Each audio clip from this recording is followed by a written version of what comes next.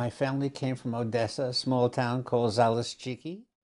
In 1932, my mother, my uncle, my sister, and I went back to Zaleszczyki, where I met my grandparents and some of my uncles and aunts that did not come to the United States.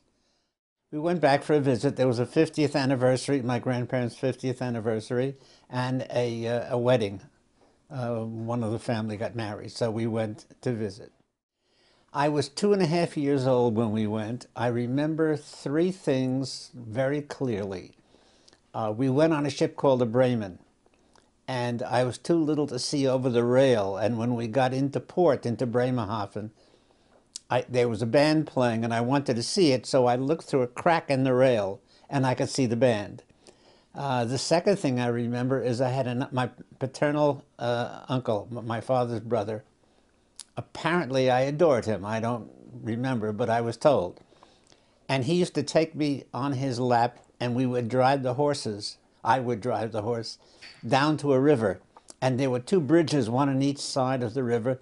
It was the River Dniester. And I remember distinctly going down and watering the horses. And the third thing I remember is my sister and I were in my paternal grandmother's cornfield. She probably had half an acre, maybe a quarter of an acre, something like that. But we were so little we couldn't see over the corn, and we got lost. We couldn't find our way out. I'm also told that people would come by wherever we were and pick us up and take us someplace else.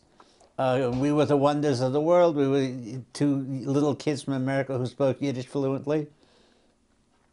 And so they would take us, and somebody would feed us, and somebody else would do this, and somebody else, and eventually they'd bring us home. Nobody was worried because the whole town was about 500 people, and my parents probably knew 499 of them.